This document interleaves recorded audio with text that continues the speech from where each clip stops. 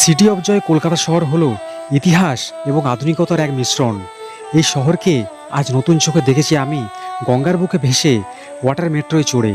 চারপাশে রয়েছে শান্ত নদীর ঢেউ, দূরে শহরের কোলাহল এবং তার মাঝখানে দাঁড়িয়ে থাকা আমি। নদীর স্রোতের সাথে নতুন যাত্রায় টুকিটাকি খাবারের সাথে পাশ কাটিয়ে চলে যাওয়া বেলুড় মঠ ও দক্ষিণেশ্বরের মন্দিরের মতো আরও বেশ কিছু ঐতিহাসিক ধার্মিক স্থল। এ শুধু এক ট্রান্সপোর্ট নয়, এই যেন এক কলকাতার বুকের উপর ভেসে যাওয়া এক স্বপ্নের ইতিহাস। এই যেন এক নদী আর নতুনত্বের মেলবন্ধন। চলুন তাহলে ঘুরে আসা যাক গঙ্গার বুকে ভেসে থাকা কলকাতার নতুন ওয়াটার মেট্রো থেকে। এবারের জার্নিটা একটু ডিফিকাল্ট। সময়ের অভাবে বাড়ি থেকে জার্নি শুরু করেছিলাম পাঁশকুড়া রেলওয়ে স্টেশনের পরিবর্তে হাওড়াগামী বাসে করে। গন্তব্য ছিল প্রথমে হাওড়া, কিন্তু ওই যে কপালের নাম গোপাল। তাহলে চলুন এবার না হয় সামনে থেকেই বলা যাক। হ্যালো বন্ধুগণ, সবাইকে গুড আফটারনুন। এখনের সময় কাটা বিকেল 4টে। আজকে শুরু হয়ে গেছে আবার একটা নতুন জার্নি। আজকে আমি যাচ্ছি কলকাতায়। কলকাতাতে একটা ওয়াটার মেট্রো চালু হয়েছে কিছুদিন আগে, সেটা দেখার জন্যই আজকে আমি চলেছি। কিন্তু কি নিয়তি দেখুন, প্রচণ্ড পরিমাণে মুষলধারায় বৃষ্টি চলে আসছে। আমি এসেছিলাম বাড়ি থেকে বাসে করে, কারণ ট্রেনে আসলে আমি পৌঁছতে অনেকটা লেট করে দেবো, কিন্তু বাসও শেষমেশ আমার সাথ দিল না। প্রচণ্ড লেট হয়ে গেছে। সাঁতরাগাছি থেকে এত ট্রাফিক জ্যাম, তার কারণে সাঁতরাগাছি থেকে ফাইনালি আমি নেমে এরকম একটা র্যাপিডো ধরে নিয়েছি।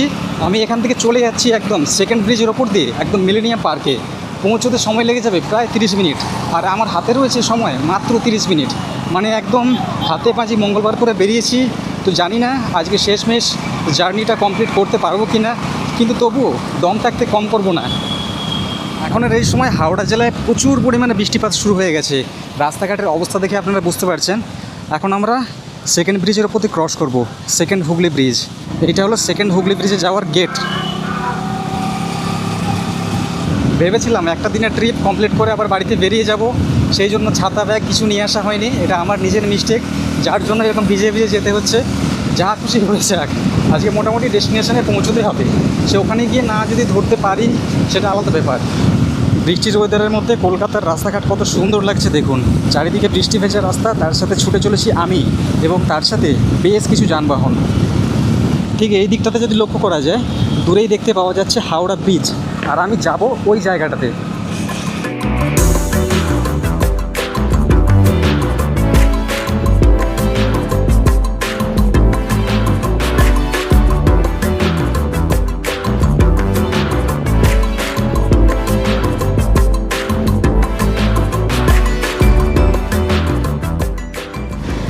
আমার রোড ম্যাপ বলছে আর খুব একটা বেশি সময় বাকি নেই, 5 মিনিট দেখাচ্ছে এই জায়গা থেকে। একদম গঙ্গার তীরে মিলেনিয়াম পার্ক, এইদিকে রয়েছে হাওড়া ব্রিজ।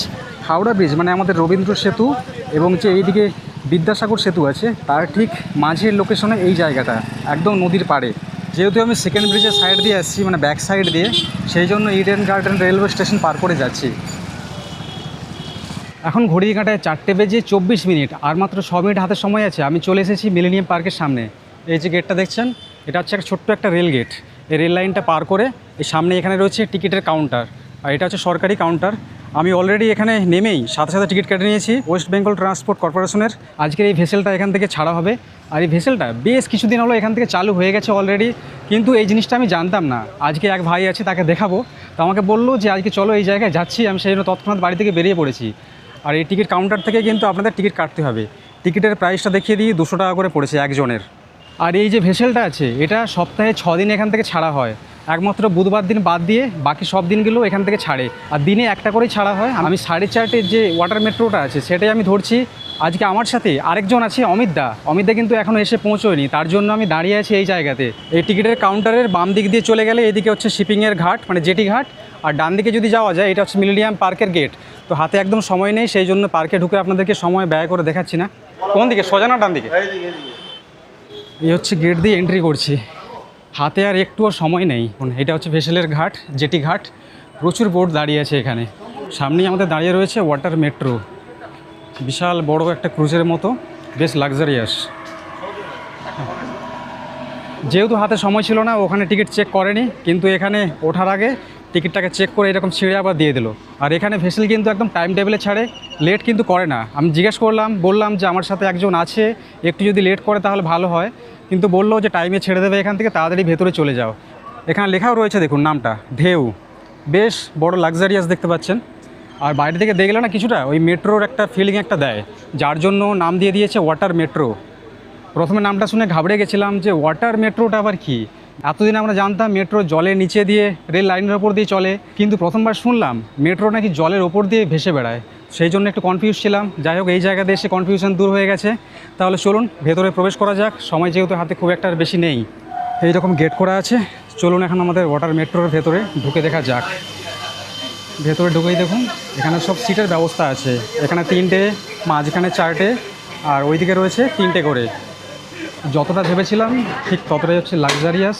আর এই হচ্ছে অমিতদা, তুমি তোমার ফেসটা দেখো, তোমার জন্য সব থেকে বেশি টেনশনে পড়েছিলাম আমি। ওখানে কাউন্টারে ওখান থেকে টিকিট কিছুতে দিচ্ছে না, মানে 4:30 একবার বেঁচে গেলে তারপর টিকিট দেওয়া হয় না, সব বন্ধ করে দেয়। তো আমি এইখানে মানে দাদাদের রিকোয়েস্ট করলাম যে একটা টিকিটের ব্যবস্থা করে দিন। আমাদের সাথে আরেকজন রয়েছে অমিতদা, যে বাইরে রয়েছে, কারণ অমিতদা অনেক দূর থেকে আসছে আমার মতো। তো দেখতে পাচ্ছেন কীরকম ভিজে ভিজে আসছে, র্যাপিডে ধরেছিল আমারই মতো। বৃষ্টির মধ্যে প্রচণ্ড জামে পড়েছি, ধারণার বাইরে। মানে আমারও যে অবস্থা, টিকিটও পেয়ে গেছি আর উঠেও গেলাম। আমারও যা অবস্থা, আর অমিতদারও সেম একই রকম অবস্থা। আর একটা জিনিস আপনাদের দেখিয়ে দিই, প্রত্যেকটা সিটের নিচে কিন্তু দেখুন এরকম লাইফ জ্যাকেট দেওয়া আছে লাল রঙের। এটা প্রত্যেকটা সিটের নিচেই আছে। এখানে টিকিটের ব্যবস্থা দুরকমভাবে হয়, মানে দুরকম টিকিট কাটা যায়। একটা হচ্ছে নর্মাল, যেটা আমি কেটেছি 200 টাকায়, আরেকটা আছে এসিতে কাটলে 300 টাকা করে পড়তো পার হেড। কিন্তু আমার মনে হয় 2 ঘন্টার জন্য এই 200 টাকার টিকিটই আমার জন্য সবথেকে বেস্ট। কারণ এমনিতেই আজকে এখানে আসার জন্য প্রচুর খরচা হয়ে গেছে। বাসে আসছি 100 টাকা, আবার র্যাপিডোতে আসছি, র্যাপিডোতে 180 টাকা নিয়েছে এইটুকু আসতে, যেখানে অ্যাপের মধ্যে দেখাচ্ছিল মাত্র 115 টাকা। তো বৃষ্টির মধ্যে, বৃষ্টির ওয়েদার, কিছু করার নাই, আমাকেও পৌঁছতে হবে। এখন ঘড়িতে সময় 4:43। এখন গেট বন্ধ হয়ে গেল। এইবার এখান থেকে ছেড়ে বেরোবে আজকে আমাদের এই ওয়াটার মেট্রো। আমরা যেহেতু টিকিট কেটেছি নন এক্সিকিউটিভ কোচে, সেই জন্য আমাদেরকে এসিতে ভেতরে ঢুকতে দেওয়া হচ্ছে না। এসির যে কম্পার্টমেন্ট সেটা হচ্ছে পাশে রয়েছে, ডান দিকে এই দিকে, আর আমরা আছি নন এসি কম্পার্টমেন্টে। এখান থেকে সব থেকে ভালো ভিউ কিন্তু লক্ষ্য করতে পারছি। এখন দেখুন অলরেডি কিন্তু আমাদের যে ভেসেল ছেড়ে দিয়েছে। আর একটা জিনিস আমার ভালো লাগছে, যেটা এর মধ্যে কোনো সাউন্ড নেই, মানে কোনো রকম ভাইব্রেট কিংবা সাউন্ড এফেক্ট যেগুলো আমাদের কানকে একটু বিরক্ত করে, তো সেই আওয়াজটা এর মধ্যে একদমই নেই। এই জিনিসটা আমার সব থেকে ভালো লাগলো। আর এইদিকে দেখতে পাওয়া যাচ্ছে দূরে এখন, এটা হচ্ছে আমাদের সেকেন্ড হুগলি ব্রিজ, যেটাকে আমরা বিদ্যাসাগর সেতু বলি। আর ঠিক এর অপোজিটে রয়েছে হাওড়া ব্রিজ, যেদিকে আমরা এগিয়ে চলেছি। আপনারা চাইলে কিন্তু হাওড়া থেকেও আসতে পারেন এখানে, সেটা সব থেকে সুবিধে হয়। আর এখানে এই জায়গায় দেখতে পাচ্ছেন এখানে জলের বোতল, তার সাথে কিছু স্ন্যাক্স জাতীয় কিছু খাবার দেখতে পাচ্ছি, যেগুলো কিছুক্ষণের মধ্যেই সব আমাদের সার্ভ করা হবে। আজকে ভেসেলটা বেশ খালি খালিই রয়েছে, তার পেছনে অনেক কারণও আছে। যেহেতু আজকে শুক্রবার, শনিবার রবিবারে আসলে তাহলে ভিড়টা একটু বেশি পরিমাণে লক্ষ্য করা যাবে এখানে। আজকে যেহেতু ছুটির দিন নয়, কিন্তু আমার তো বেশ ভালোই লাগছে, বেশ মজা লাগছে। কলকাতার গঙ্গাবক্ষে এরকম প্রথমবার জার্নি করছি, যেটা এক ধরনের একটা নতুন অভিজ্ঞতা। আর সব থেকে বেশি ভালো লাগছে কি আমার, এই গঙ্গাবক্ষে ভ্রমণ করাকালীন এখন যে বৃষ্টি পড়ছে না, এরকম মেঘলা ওয়েদার, তার সাথে মুষলধারা বৃষ্টি বলবো না, কিন্তু বেশ ভালো বৃষ্টি হচ্ছে, ভিজিয়ে দেওয়ার মতো, বেশ রোমাঞ্চকর ওয়েদার একটা।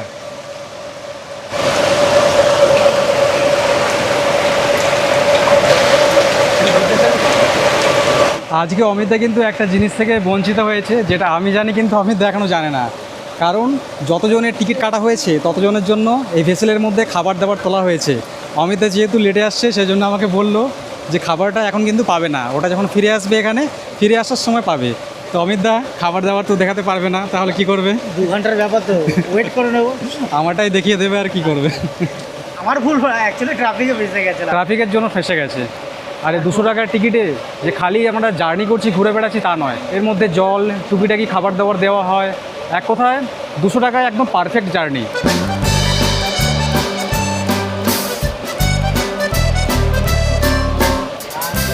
আমরা বাইরে দাঁড়িয়েছিলাম ব্যালকনিতে, আমাদেরকে দাদা বললো যে টিফিন নিয়েছো, তো টিফিন নেওয়ার জন্য ডেকে আনছে। আচ্ছা, আমি ওখানে ছিলাম। টিফিনে আছে এরকম একটা বক্স, তার সাথে একটা ছোট্ট ওয়াটার বোতল। আজকে আমাদের ওয়াটার মেট্রোতে 200 টাকায় কী কী খাবার দিয়েছে দেখি স্ন্যাক্সে। বাহ, বেশ অনেক কিছু দিয়েছে কিন্তু। একটা কেক দিয়েছে, ব্রিটানিয়ার কেক একটা, তার সাথে দিয়েছে একটা কাটলেট, এটা কোন কাটলেট জানি না, আর একটা দিয়েছে এরকম ভুজিয়া। ভেজ কাটলেট, খাবারের টেস্ট ভালো।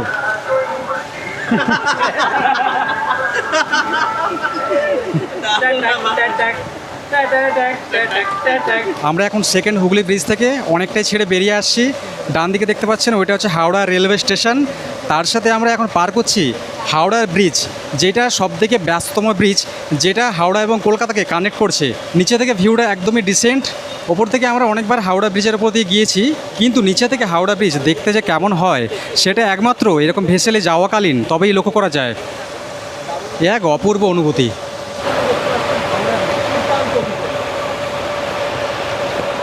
আরেকটা জিনিস আমার একদমই জানা ছিল না, সেটা এখানে এসে জানলাম। এই হাওড়া ব্রিজটা ক্রস করলেই বাম পাশে এইদিকে রয়েছে এশিয়া মহাদেশের সবথেকে নাকি বৃহত্তম ফুলের মার্কেট, যার নাম মল্লিক বাজার। এই আইডিয়া আমার একদমই নেই, ঠিক বলছি কি ভুল বলছি সেটাও জানি না, এটা শুনলাম সেই জন্য জাস্ট আপনাদের সাথে শেয়ার করছি। আর এখন আর এই সময় দেখুন হাওড়া ব্রিজের সামনে দিয়ে আরও বেশ কিছু ছোটো ছোটো লঞ্চগুলো সব ফিরে যাচ্ছে। আজকে আমরা এই 200 টাকার টিকিটে খালি জলের মধ্যেই ভেসে বেড়াবো। আমরা কিন্তু কোনো জায়গাতেই নামছি না। টোটাল 2 ঘন্টার রাইড হবে আমাদের, মানে 4:30-র সময় এখান থেকে আমাদেরকে নিয়ে যাচ্ছে, আবার ঠিক 2 ঘন্টা রাইড করিয়ে আবার এই জায়গাতেই ঠিক 2 ঘন্টা পর আমাদেরকে নিয়ে এসে ছেড়ে দেবে। আর এর মাঝখানে আমরা কভার করব, মানে বেশ কিছু দর্শনীয় জায়গা দেখব, যেমন দক্ষিণেশ্বর, তার সাথে বেলুড় মঠ। এগুলো আমরা নদীবক্ষে থেকেই আমরা দেখতে পাবো। ডান দিকটা হালকা একটু আপনাদের জুম করে দেখাচ্ছি। এইটা হলো নিমতলার সবথেকে বিখ্যাত শ্মশানঘাট, যেখানে মানুষকে নিয়ে এসে দাহ করা হয়। ঠিক এই একই সময় যদি বাম পাশে লক্ষ্য করা যায়, এখানে একটা বড় শিবের মূর্তি দেখতে পাওয়া যাচ্ছে, যেই মন্দিরের নাম গুগল ম্যাপে দেখাচ্ছে নয় মন্দির। আসল নামটা আমি জানি না, যদি আপনারা জেনে থাকেন তাহলে অবশ্যই কমেন্ট করে জানাবেন। আজকের জার্নিটা সত্যি কথা বলতে দারুণ লাগছে। এখানে আমরা, তার সাথে আরও যারা সব আসছে না এই ভেসেলে, সবাই এই জায়গাতে একটু দাঁড়িয়ে আছে। आप लोग पहली बार आए हो यहाँ पे? हाँ, पहली बार। आप कहाँ से? From UP. यूपी से। आप लोग दिल्ली? दिल्ली में कहाँ में? सेकंड बार आए दिल्ली में कहाँ पे रहते हो? वो রনি সেক্টর 22। আচ্ছা, দিল্লি মেরা সেকেন্ড হোম है।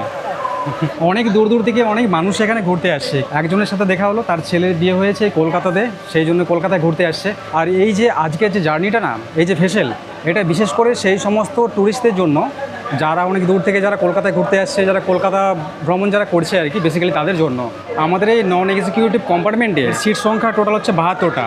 আর এই যে দাঁড়ানোর জন্য দেখছেন এরকম সব হাতলগুলো করা আছে, এর হচ্ছে ক্যাপাসিটি টোটাল 45 জন। এখানে লেখাও রয়েছে। এই জায়গাতে রয়েছে জাহাজের কিছু ইম্পর্টেন্ট কিছু ম্যাপস, যেগুলো আমার এবং আপনাদের জন্য কারোই কাজের না।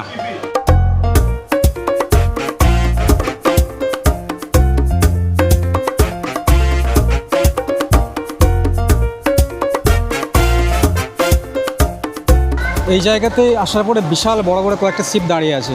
এখানে রয়েছে 2টো, সামনে রয়েছে একটা, কিন্তু দূর থেকে দেখে বোঝা মুশকিল যে কোন জায়গার, আমাদের ইন্ডিয়ান না বাংলাদেশের, কারণ কোনো ফ্ল্যাগ লাগানো নাই এতে।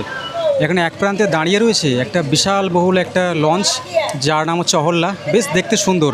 আর পাশে এখন আমরা যে জায়গা দিয়ে ক্রস করছি এটা হচ্ছে বেলুড় মঠ। আপনাদের দেখুন হালকা করে আমি হচ্ছে জুম করে দেখাচ্ছি।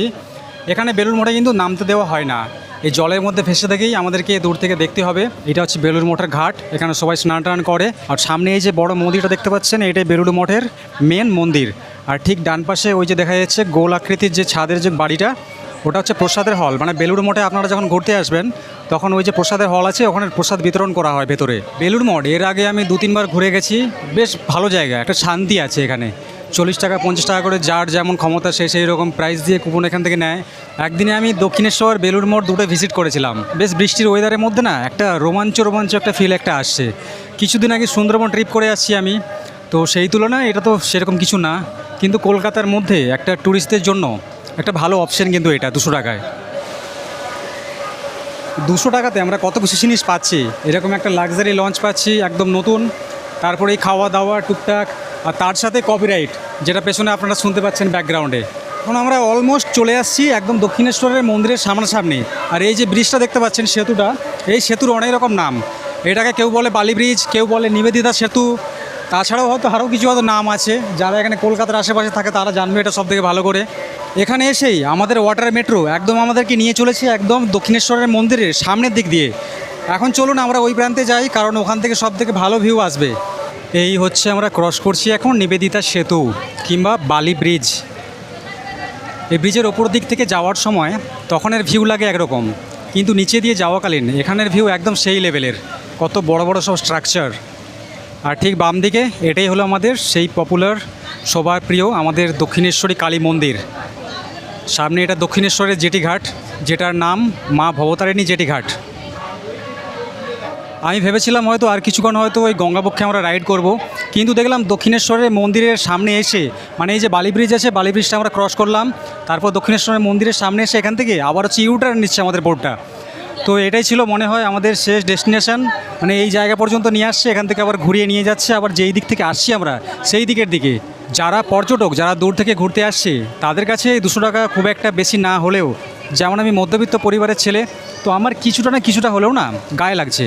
কারণ এই যে খাওয়া দাওয়া যেগুলো দিয়েছে, জোর করে 20 টাকার খাওয়া দাওয়া, তার সাথে 10 টাকার জল, মানে 30 টাকা খরচা করছে খাওয়া দাওয়ার পেছনে। তারপরে বাকি যে টাকাটা, বাকি যে 170 টাকা রয়েছে, সেটা খালি এই একটা রাউন্ড মারার জন্য নেওয়া হচ্ছে।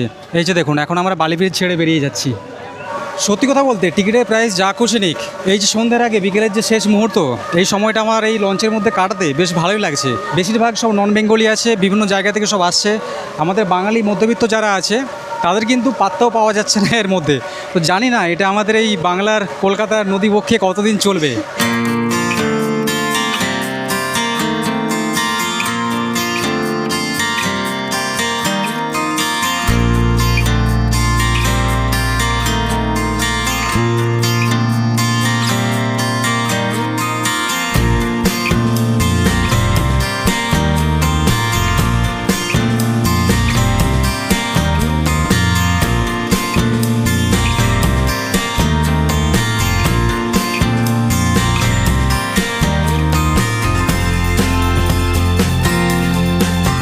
আরেকটা জিনিস কিন্তু আমার একদমই জানা ছিল না, সেটাই ভেসেলের মধ্যে উঠে আমি জানতে পারলাম। কিছুক্ষণ আগে একটা শর্ট নিচ্ছিলাম, জাস্ট স্টিকটাকে একটু লম্বা করে তুলে দিয়েছিলাম এই ভেসেলের ছাদের ওপর, তো ওপরে গিয়ে দেখলাম যে ওখানে সোলার প্যানেল লাগানো আছে। সেই জন্য জিজ্ঞেস করলাম এবং জানতে পারলাম এই ভেসেলটা সোলার প্যানেল থেকে চার্জ সংগ্রহ করে চালানো হয়। মানে কতটা উন্নত প্রযুক্তি কলকাতার বুকে তৈরি করা হয়েছে, এটা কিন্তু মানতে হবে।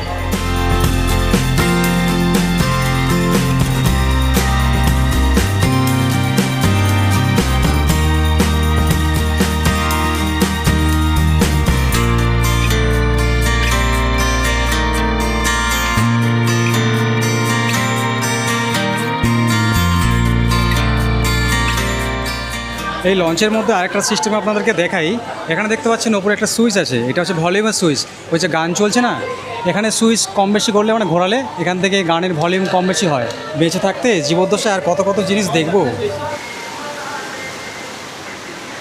অমিতা, তোমার কি মনে হচ্ছে 200 টাকা দিয়ে টিকিট কেটে তোমার এখানে জার্নি কেমন লাগছে? পুরো জলে টাকাটা বন্ধুরা। এই যে 200 টাকা নিচ্ছে না, খাওয়া দাওয়া তো একদমই ফালতু। 5 টাকার ভুজিয়া, 10 টাকার কেক, 10 টাকার ওই একটা কাটলেট দিচ্ছে, তাও কোনো টেস্ট নেই। একটা ছোট্ট ফুচকি টাইপের একটা জলের বোতল, যেটা 5 টাকা হয়তো দাম হবে। আর আজকে আমি এই জার্নিটা যার জন্য করছি সেটা হচ্ছে অপূর্বর জন্য। এই হচ্ছে অপূর্ব। হ্যাঁ। তো অপূর্ব, তুমি কি বলছো, 200 টাকার জার্নিটা কি? না না, একদমই না। মানে যতটা ভেবেছিলাম ভিডিও দেখে বা এমনি দেখে যতটা ভেবেছিলাম, একদমই ততটা না। ওই আর কি, প্রথমে একবার এক্সপিরিয়েন্স হলো, জীবনে আর কোনোদিন আসছি না। টাকা জলে টাকা জলে। আর যারা আসছেন আপনারা অবশ্যই ভেবে আসুন। বাইরের মানুষ হলে ঠিক আছে, কলকাতার মানুষ হলে একদমই না। এখনও ঘড়ি কাটায় 6টা বেজে 10 মিনিট। তো ফাইনালি আমরা পৌঁছে গেছি আবার সেই একই জায়গায়, যেই জায়গা দিয়ে আমরা গিয়েছিলাম। এই হচ্ছে হাওড়া ব্রিজ। 2 ঘন্টার জার্নি আমার কাছে সেই রকম খুব একটা স্পেশাল বলে মনে হচ্ছে না। কিন্তু এই হাওড়া ব্রিজের ওপরে কিন্তু ভিডিওগ্রাফি করা কিন্তু অ্যালাউ নেই, ঠিক আছে? যাই বলুন, রাতের এই সময় না, মানে যত অন্ধকার আরও ঘনিয়ে আসবে, হাওড়া ব্রিজের সৌন্দর্য আরও ততই বৃদ্ধি পাবে। চারিদিকে সব রং বেরঙের সব লাইটগুলো সব লাগানো আছে হাওড়া ব্রিজের মধ্যে, সেগুলো সব এক এক করে অলরেডি সব জ্বলতে শুরু করে দিয়েছে। হাওড়ার যে রেলওয়ে স্টেশন, সেইটা আমরা ছেড়ে, মানে ফেলে রেখে আমরা বেরিয়ে যাচ্ছি।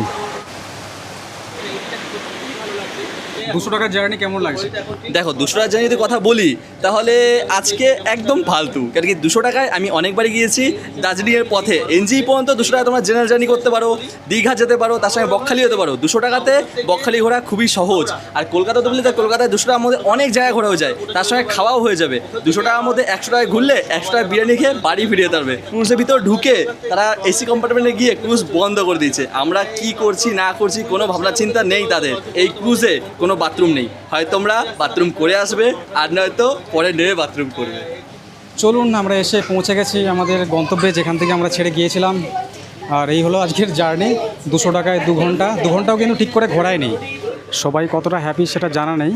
কিন্তু অলরেডি সবার ডেস্টিনেশন চলে আসছে, সেই জন্য সবাই গেটের সামনে এসে হাজির। এই কয়েকটা মানুষই ছিল এই পুরো ডেকের মধ্যে, এই 70টা সিটের মধ্যে। এই লঞ্চের ভেতর থেকে লঞ্চের বাইরে আমার বেশি একটা শান্তি একটা ফিল লাগছে, কেন সেটা বুঝতে পারছি না। প্রীতমের 200 টাকার জার্নি কেমন লাগলো? হ্যাঁ বেকার, এর থেকে বিরিয়ানি খেলে ভালো হতো। মানে আমি ভিডিও দেখে এসেছিলাম, ভেবেছিলাম সামনে ডেকে যাওয়া যাবে, সত্যি যেটা সত্যি সেটা। এবার এসে আমি যখন এই ব্যাপারটাকে পুরো দেখলাম, ভাবলাম যে আমি ভেবেছিলাম এরকম পাশ দিয়েও হয়তো এমন একটা কোনো জায়গা আছে যেটার পাশ দিয়ে যাওয়া যায়, কিন্তু কিছুই দেখা গেল না। মানে এর থেকে নর্মাল যে যেটি হয় সেগুলো চারিদিক খোলামেলা, অনেক অনেক অনেক ভালো। হ্যাঁ, একটা জিনিস কি, যেমন বাইরের যারা এসেছিলো দিল্লি থেকে, হরিয়ানা থেকে, ওদের কিন্তু ভালো লাগবে। এবার আমরাও যদি ওদের ওখানে গিয়ে এরকম চড়ি, আমাদেরও যেমন ভালো লাগবে। ওরা একটা নতুনত্ব জায়গা দেখছে, একসাথে দক্ষিণেশ্বর দেখলো, পপুলার বেলুড় মঠ দেখলো, তাই জন্যই আশা করি ওদেরও ভালো লেগেছে। কিন্তু আমাদের বাঙালিদের আশা করছি যারা যারা এই সব জায়গায় আসে তাদের ভালো লাগবে না। দাম দেখে লাভ নেই, যারা প্রথমবার কলকাতায় ঘুরতে আসছে, নতুন এক্সপিরিয়েন্স যারা করতে চাইছে, তাদের জন্য এটা হচ্ছে ভালো অপশান। আর তাছাড়া যারা হচ্ছে রেগুলার যারা কাস্টমার, যারা ভেসেলে করে পারাপার হয়, তাদের কাছে এটা অনেকটা মানে বেশি প্রাইস হয়ে যাচ্ছে। তো এই জিনিসটা একটু মেনটেন করলে ভালো হয়, কিন্তু এই কথা বললেও হবে না। এই যে ভেসেলটা আছে ওটা কোটি কোটি টাকার ভেসেল, সে টাকাটাও তো মানে তুলতে হবে না। কিন্তু এগুলো যারা দূর থেকে যারা ঘুরতে আসছে, যারা অন্যান্য স্টেট থেকে আসছে, তাদের এগুলো গায়ে লাগবে না। তাদের জন্য বলবো কলকাতার বুকে এরকম ভেসেল চলাটা এটা খুব একটা ভালো জিনিস, ঠিক আছে? কারণ এতে আমাদের কলকাতার গৌরব কোথাও না কোথাও একটু হলে কিন্তু বৃদ্ধি পাবে। একদম কাউন্টারের সামনে এই জায়গা থেকে বাস পাওয়া যায় হাওড়া যাওয়ার জন্য। তাহলে আপনাদের সাথে দেখা হচ্ছে আবার কোনো নতুন ভিডিওতে, নতুন কোনো জায়গায়, নতুন কোনো টপিক নিয়ে। সবাই ভালো থাকবেন, সুস্থ থাকবেন, সবাইকে টাটা, বাই বাই।